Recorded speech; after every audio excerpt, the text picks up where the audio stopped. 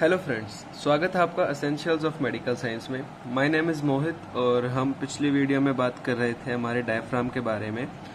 हमने डायफ्राम का जो भी एक्सटर्नल फीचर्स थे वो सारे हमने बात पिछली वीडियो में की थी कि कहाँ से ओरिजिन हुआ, मसल फाइबर्स कहाँ जाके इंसर्ट होंगे, किस तरह से जो है डायफ्राम दिखाई देता है। ये सब बातें हमने लास्ट वीडियो में की थी, जिसका लिंक आपको नीचे डिस्क्रिप्शन में मिल जाएगा। और गाइज, अगर आपने अभी तक इस चैनल को सब्सक्राइब नहीं किया है तो इसे सब्सक्राइब कर लें और बेल आइकन को दबा के रखें। तो अभी शुरुआत करते हैं इस वीडियो में ओपनिंग्स ऑफ द डायफ्राम से। इस वीडियो में हम basically openings of the diaphragm की बात करेंगे कि डायफ्राम में कौन कौन सी ओपनिंग है। पहली बात, ओपनिंग होंगी क्यों होंगी ओपनिंग? क्योंकि ऊपर से कोई भी चीज जो थोरेसिक कैविटी में है, चाहे वो एओर्टा हो, कुछ भी हो, उसको नीचे आना है, जो हमारे एब्डोमेन में आना चाहती है कोई चीज, तो वो कहाँ से आएगी? चारों तरफ तो डायफ्राम ने घेरा हुआ है। जो हमारी थोरेसिक कैविटी और जो एब्डोमिनल कैविटी है उसको तो डायफ्राम अलग कर रहा है। तो डायफ्राम के अंदर ओपनिंग्स होती हैं उन्हीं चीजों को थोरेसिक कैविटी से हमारे एब्डोमिनल कैविटी में लाने के लिए। जैसे हो गया एओर्टा, आईवीसी हो गया, ईसोफेगस हो गया। ये सब चीजें जरूरी है ना भाई, एब्डोमेन में आना। नीचे आएंगी तभी तो ईसोफेगस से आगे स्टमक कंटिन्यू होगा। तो इसलिए हमारे डायफ्राम में ओपनिंग्स होती हैं। 3 मेन ओपनिंग होती हैं। पहली होती है, हम एक एक करके तीनों की बात करेंगे। सबसे लोअर लेवल पे, मतलब नीचे, सबसे नीचे की तरफ होती है एओर्टिक ओपनिंग, बीच में होती है ईसोफेजियल ओपनिंग और सबसे ऊपर होती है वेना कैवल ओपनिंग। तो पहले हम वेना कैवल ओपनिंग से स्टार्ट करते हैं। वेना कैवल ओपनिंग ये लाई करती है सेंट्रल टेंडन ऑफ डायफ्राम। हमने सेंट्रल टेंडन पढ़ा था पिछली वीडियो में। सेंट्रल टेंडन क्या था? जहाँ पे सारे मसल फाइबर आगे से, साइड से, पीछे से आके इंसर्ट हो रहे थे सेंट्रल टेंडन में। तो वही उसी सेंट्रल टेंडन ऑफ डायफ्राम में एक ओपनिंग होती है जो होती है वेना कैवल ओपनिंग। कौन से लेवल पे होती है? T8 वर्टिब्री के लेवल पे होती है, सबसे ऊपर की तरफ। मान लो ये मैं वर्टिब्री बना रहा हूँ, T8, T9, T10, T11 and T12। तो ये 8, 9, 10, 11 एंड 12। तो 8 के लेवल पे कौन सा हो गया? Vena caval opening. 10 के लेवल पे हो जाएगा ईसोफेजियल ओपनिंग और 12 के लेवल पे हो जाएगा एओर्टिक ओपनिंग। अलग अलग लेवल पे अलग अलग ओपनिंग्स हैं डायफ्राम में। तो वेना कैवल ओपनिंग, नाम में ही वेना कैवा है। तो इससे कौन कौन सी चीज एंटर करेंगी? First is the IVC, second is the right phrenic nerve and third is the lymphatics of liver. Left phrenic nerve enter नहीं करती किसी भी ओपनिंग से, वो डायरेक्टली नीचे आती है, वो इनमें से किसी ओपनिंग के थ्रू एंटर नहीं करती है। तो ये बात याद रखना, लेफ्ट फ्रेनिक नहीं आएगा किसी भी ओपनिंग में, राइट फ्रेनिक आता है। इसको याद करने का सिंपल सा तरीका है IPL, जो इंडियन प्रीमियर लीग है, उससे हम इसको याद कर सकते हैं। I से आईवीसी, P से फ्रेनिक नर्व एंड L से lymphatics of the liver. Level क्या है इसका? T8, सबसे ऊपर। अब नेक्स्ट हम बात करें, एक होती है ईसोफेजियल ओपनिंग। ईसोफेजियल ओपनिंग मैंने बोला T10 के लेवल पे है। एक और बात, वेना कैवल ओपनिंग की शेप की बात करें तो क्वाड्रिलेटरल शेप है और ईसोफेजियल ओपनिंग एलिप्टिकल शेप की होती है। ठीक है, ये बस शेप है, इसको ध्यान में रखना है।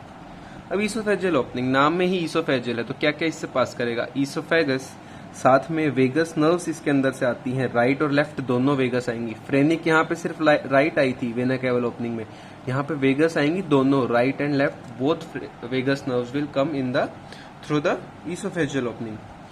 नेक्स्ट जो चीज आती है वो है oesophageal branches of left gastric. हमने सीलियक ट्रंक में बात की थी, लेफ्ट गैस्ट्रिक आर्टरी की ईसोफेजियल ब्रांचेस भी होती है जो ऊपर की तरफ जाती हैं।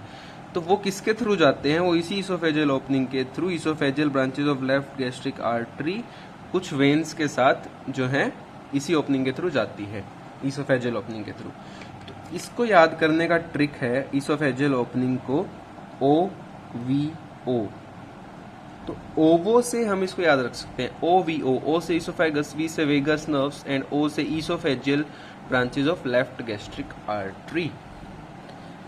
And the third opening at the lowest level is the T12 level and this opening is known as the aortic opening। तो aortic opening क्या है? T12 के लेवल पे है। इसकी शेप की बात करें तो ये राउंडेड शेप है। वेना कैवल ओपनिंग क्वाड्रिलेटरल थी, फिर वो एलिप्टिकल में चेंज हुई ईसोफेगस पे आके, फिर राउंडेड है। एओर्टिक ओपनिंग की शेप राउंडेड है। तो 3 अलग अलग ओपनिंग है, कोई एक ओपनिंग नहीं चल रही है, तीनों अलग अलग ओपनिंग है, अलग अलग जगह पे। तो एओर्टिक ओपनिंग के थ्रू आता है aorta, thoracic duct and azygous vein। Aorta, thoracic duct and the azygos vein. इसको याद रखते हैं हम ATA से। देखो यहाँ पे OVO से याद रखा है क्योंकि O से स्टार्ट हो रहा है ईसोफेजियल ओपनिंग, OVO। यहाँ पे A से स्टार्ट हो रहा है तो ATA, ठीक है। तो ATA से हम इसको याद रख सकते हैं। और इसका मैं फुल टू एक ट्रिक आपको बताता हूँ। देखो हम तीन चीज लिखेंगे, 10 के बाद हम लिखेंगे 8, उसके बाद हम लिखेंगे 12, ठीक है। 10, 8, 12 इस तरह लिखेंगे पहले। फिर मैं यहाँ पे तीन वर्ड लिखूंगा OVA, ओवा। ओवा से हम याद रखेंगे तीनों ओपनिंग्स के नाम।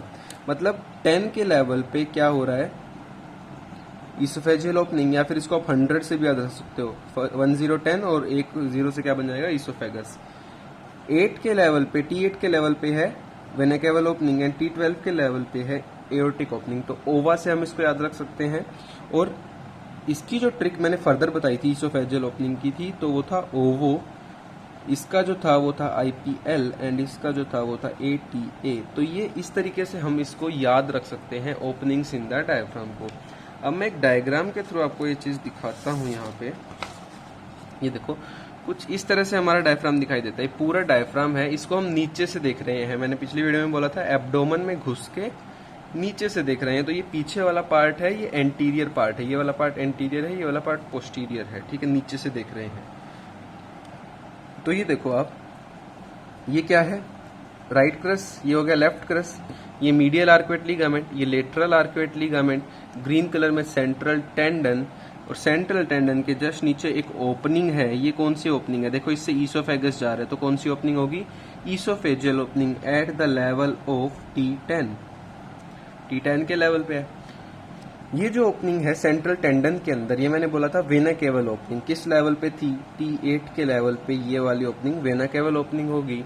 और पीछे की तरफ अगर आप देखोगे तो ये एक फोरामेन है। ये चीज मैंने अभी तक आपको बताई नहीं है, ये आगे आएगा। क्या होता है ना, आगे की तरफ मैंने बोला था स्टर्नल ओरिजिन होता है डायफ्राम का, साइड से कोस्टल ओरिजिन होता है, रिब्स से जो हुआ था। तो स्टर्नल और कोस्टल ओरिजिन जो हुआ डायफ्राम का, उसके बीच में एक छोटा सा गैप बन जाता है। उसी गैप को हम बोलते हैं फोरामेन ऑफ मोरगैग्नी, या फिर इसका दूसरा नाम है लैरीज स्पेस। इसको क्या बोलते हैं, लैरीज स्पेस, ठीक है। ये चीज हमें ध्यान रखनी है। और इसी लैरी स्पेस के थ्रू जाती है सुपीरियर एपिगेस्ट्रिक वेसल्स, मतलब superior epigastric artery and superior epigastric when, वो जाती है फोरामेन ऑफ मोरगैग्नी के थ्रू। ये हमने ओपनिंग अभी तक पढ़ी नहीं है, हमने तीन वेन जो पढ़ी है वो अलग है। ये देखो, ये वेना केवल ओपनिंग, ईसोफेजियल ओपनिंग, और ये जो आप देख रहे हैं दोनों क्रस के बीच में एक जो ये लिगामेंट बना था, मीडियन आर्कुएट लिगामेंट मैंने बोला था, वहां से देखो ये पास कर रही है क्या, aorta, azygos when and thoracic duct. तो ये थी एओर्टिक ओपनिंग। अब हम बात करते हैं छोटी छोटी ओपनिंग्स की। हमने मेन बड़ी ओपनिंग्स की बात अभी ये सब कर ली है, ठीक है। अब जो स्मॉल ओपनिंग्स हैं डायफ्राम में, उनकी बात करते हैं। तो इसमें हम 5 चीजें याद करेंगे।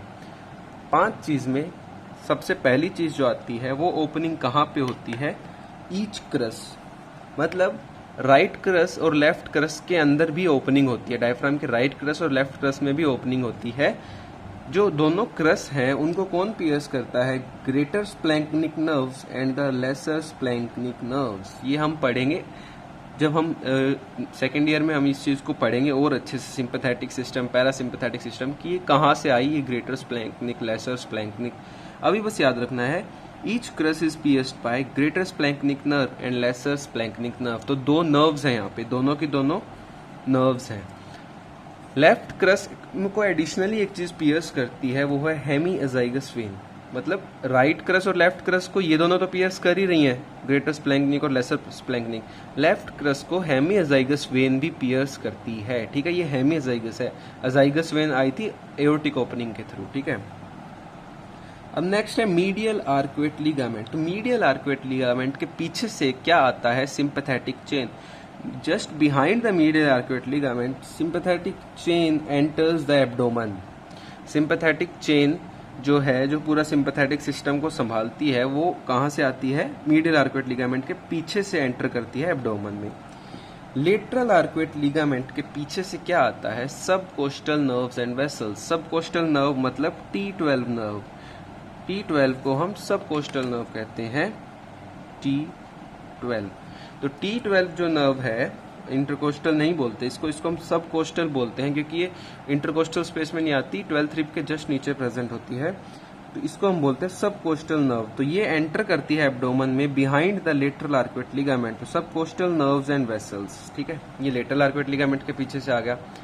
अब फोरामेन ऑफ मोरगैग्नी की हम बात कर चुके हैं। It is the gap between sternal end coastal origin of diaphragm, that is between the origin of diaphragm from xiphoid process and 7th costal cartilage. ये बात वही सेम है, स्टर्नल ओरिजिन जिफॉइड प्रोसेस से हो रहा था, कोस्टल ओरिजिन रिब्स से हो रहा था और कोस्टल कार्टिलेज से हो रहा था।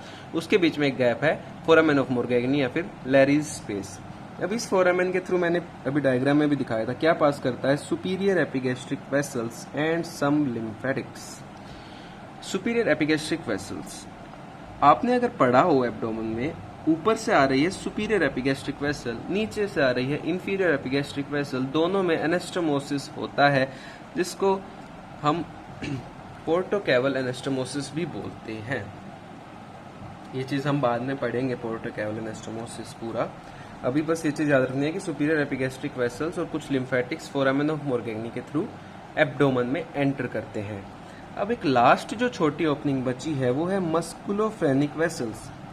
मस्कुलोफ्रेनिक वेसल्स पियर्स करती हैं डायफ्राम को 9th कोस्टल कार्टिलेज के लेवल पे, मतलब इनकी अपनी चल रही है कि खुद से ही पियर्स कर दिया। सिर्फ मस्कुलोफ्रेनिक वेसल्स को आना था, उन्होंने क्या किया, डायफ्राम में एक और ओपनिंग बना दी 9th कोस्टल कार्टिलेज के लेवल पे। तो हमने स्मॉल ओपनिंग्स में पढ़ा पहले दोनों क्रस के बारे में, क्या क्या आया था, राइट क्रस और लेफ्ट क्रस से ग्रेटर स्प्लैंक्निक और लेसर स्प्लैंक्निक।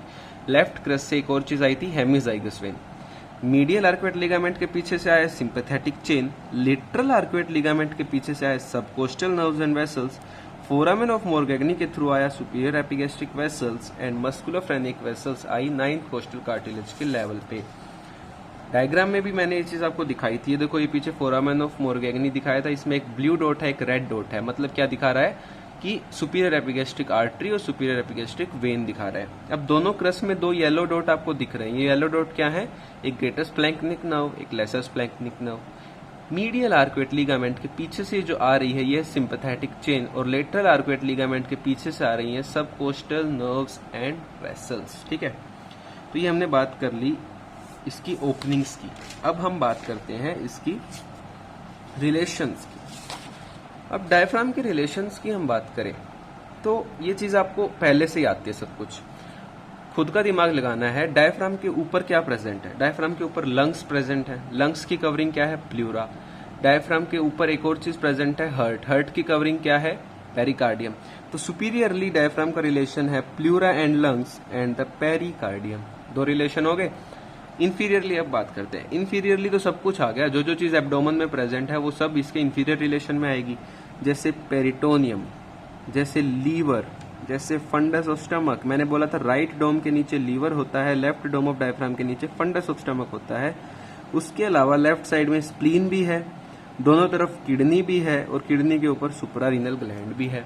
तो peritoneum, liver, fundus of stomach, spleen, kidney and the suprarenal glands, ये 6 चीजें आती हैं इंफीरियर रिलेशन में। सुपीरियर में 2, इंफीरियर में 6 चीजें आ गई, ठीक है। अब जल्दी से नर्व सप्लाई और देख लेते हैं। एक्चुअली होता क्या है ना, जो डायफ्राम है इसका अगर हम एम्ब्रियोनिक देखें कहाँ से ये ओरिजिन हुआ है, कैसे डेवलपमेंट हुई है डायफ्राम की, तो वो जो मसल्स है ना डायफ्राम की वो सर्वाइकल मायोटोम से बनती है। मतलब सर्वाइकल रीजन के जो मायोटोम्स होते हैं वहां से जो है डेवलपमेंट होता है डायफ्राम की मसल्स का, और वो मसल्स नीचे की तरफ आती हैं।